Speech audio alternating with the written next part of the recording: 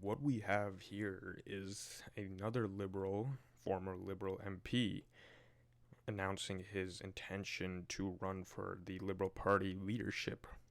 And of course, whoever wins the Liberal Party leadership will be, for a matter of days, because likely they'll be voted down in a non-confidence vote, but whoever will be voted in as leader will likely be prime minister too for a couple of days before an election is called. Then they'll likely be voted out of office completely. So, just mentioning that because I want people to be understanding of what the issue is and what we're running ourselves into in the next couple of months. Now, this man is name is Frank Byles. He's a former Liberal MP from, I believe, 2005 to 2015.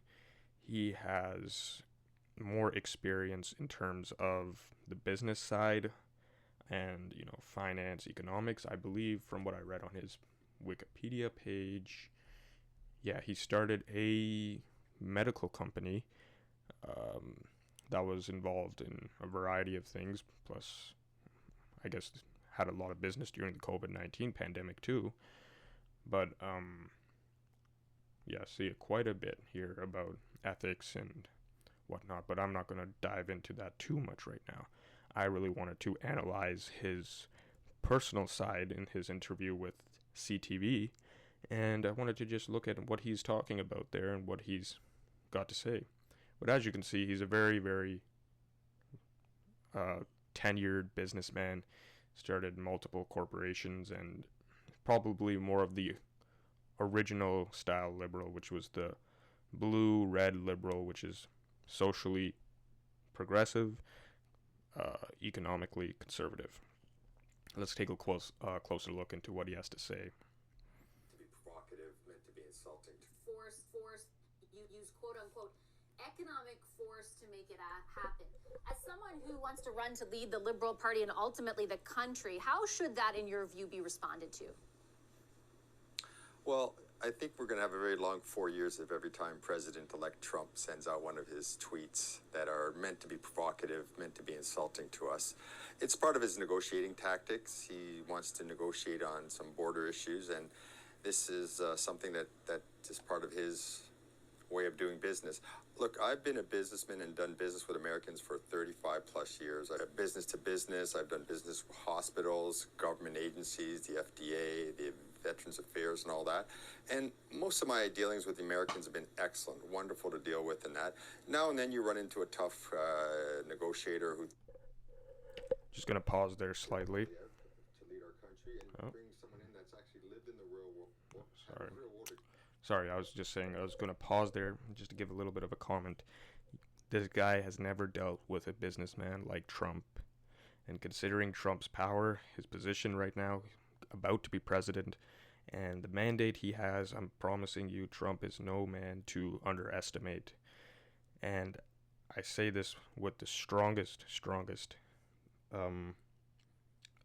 what you can say, confidence that Trump is not to be underestimated.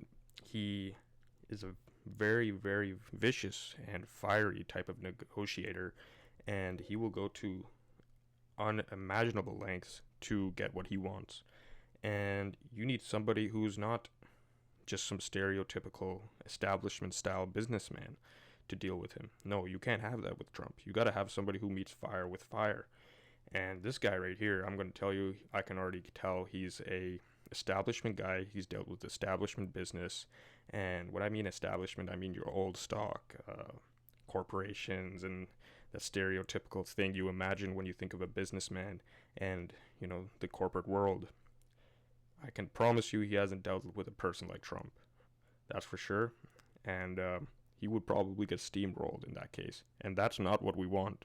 Need someone strong, someone with charisma, and somebody who is able to match the fire with fire while also advocating for our position as Canada.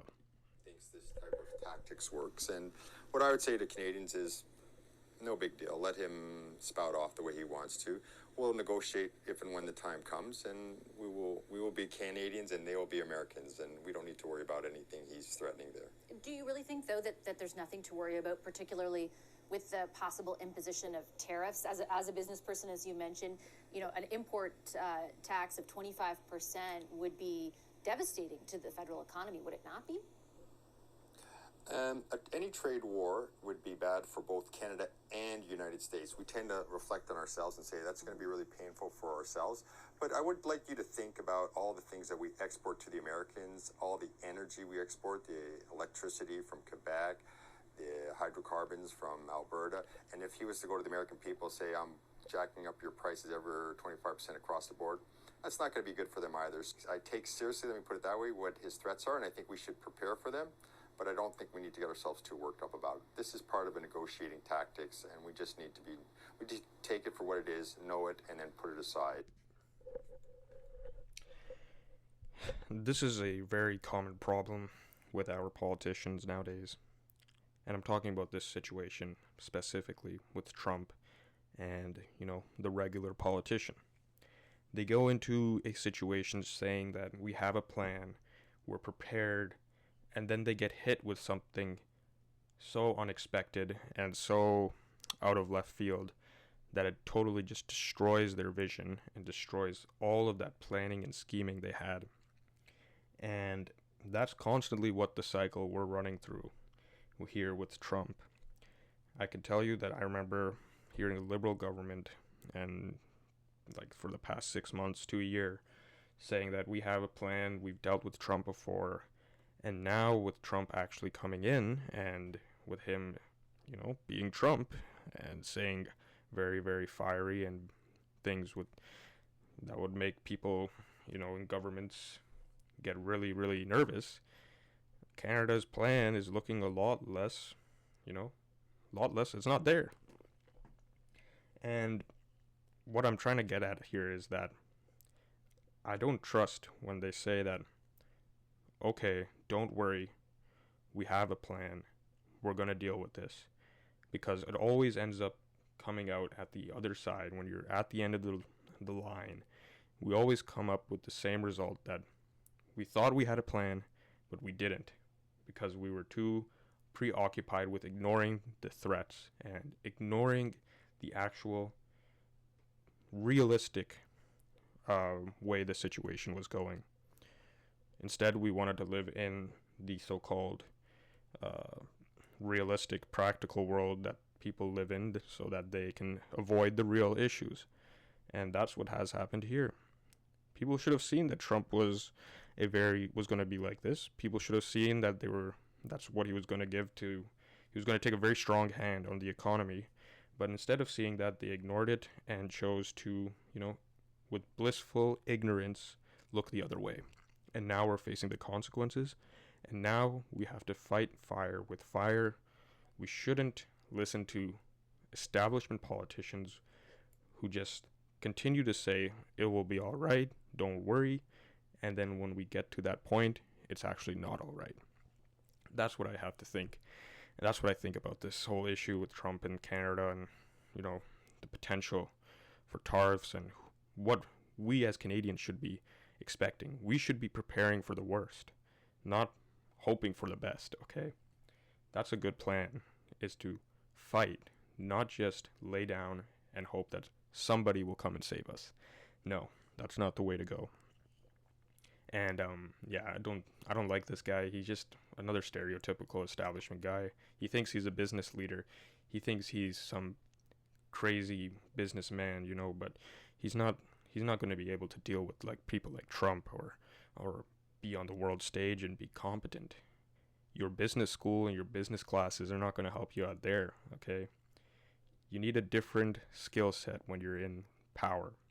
You need a different style of leadership. You need more than just the simple qualities that I ran a business. No, you need charisma, you need character, you need vision.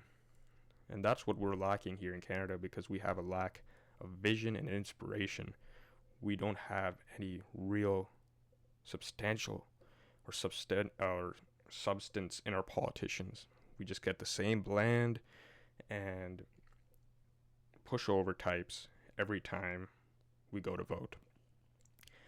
And that's why I have to say I like Pierre Poilievre, because he's firm, he knows his policy, and he says things as they are, you know.